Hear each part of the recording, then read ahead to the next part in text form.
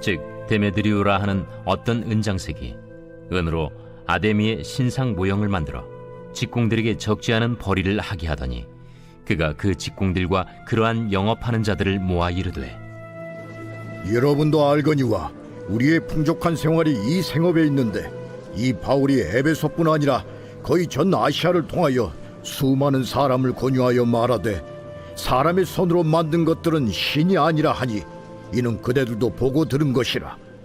우리의 이 영업이 천하여질 위험이 있을 뿐 아니라 큰 여신 아데미의 신전도 무시당하게 되고 온 아시아와 천하가 위하는 그의 위엄도 떨어질까 하노라. 어제 우리가 살펴본 것처럼 에베소에서 바울의 사역은 이제 거의 끝이 났습니다.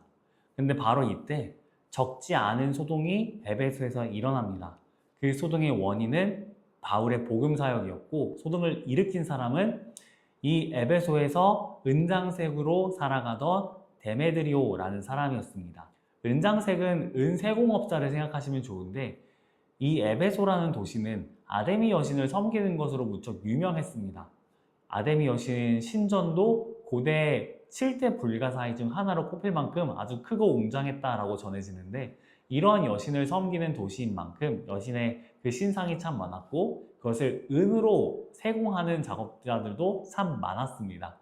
즉 아데미 여신에 대한 사람들의 신앙심이 높아지면 높아질수록 은세공업자들의 경제적 이득도 많아진다라는 겁니다. 그런데 바울의 복음 사역이 그 은세공업자들의 삶에 커다란 회방을 놓게 됩니다.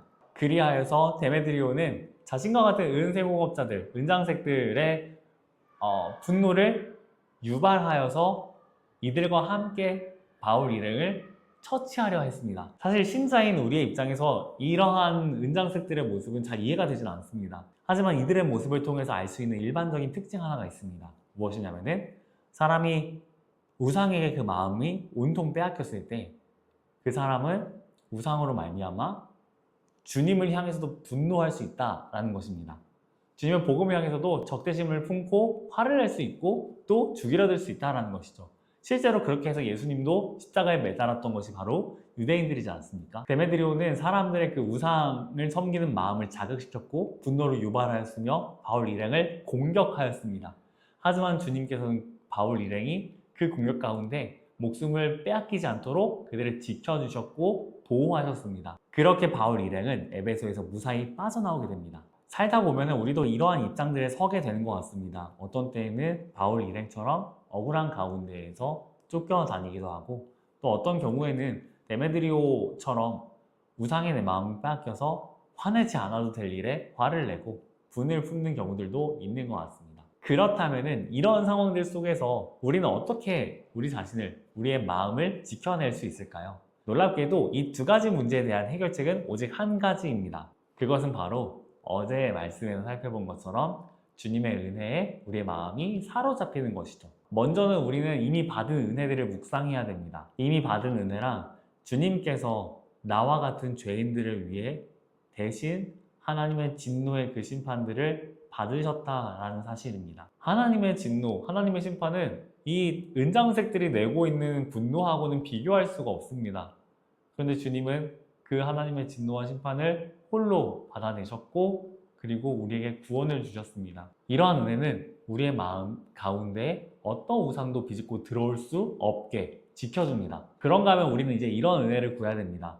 나의 그 억울함 속에서 주님, 제 마음을 지켜주시고 제가 이 은장색들처럼 분노하는 게 아니라 예수님처럼 진짜 죄인을 향하신 그 예수님처럼 우리가 긍휼을 품고 용서하고 잠잠히 나아갈 수 있도록 주님, 우리에게 주님의 마음을 더해달라고 기도하는 것이 우리에게 필요합니다.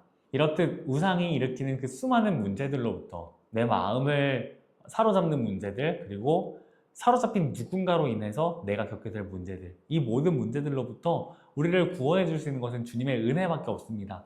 그 은혜를 사모하시며 구하시며 오늘 하루 주님과 동행하시는 저 여러분 되었으면 좋겠습니다. 우리 같이 해피 인플루언스 살펴보겠습니다.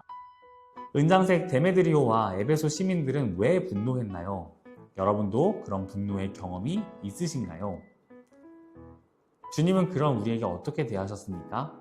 여러분이 주님처럼 대해야 할 사람은 누구인가요?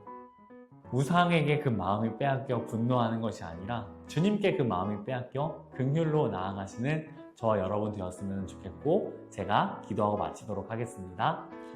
사랑의 하나님, 우리를 향해서 진노가 아니라 긍휼로 나아가 주신 그 주님의 사랑과 은혜가 너무나 필요합니다. 주님, 우리의 마음 가운데 주님의 그 사랑을 부어 주시옵소서.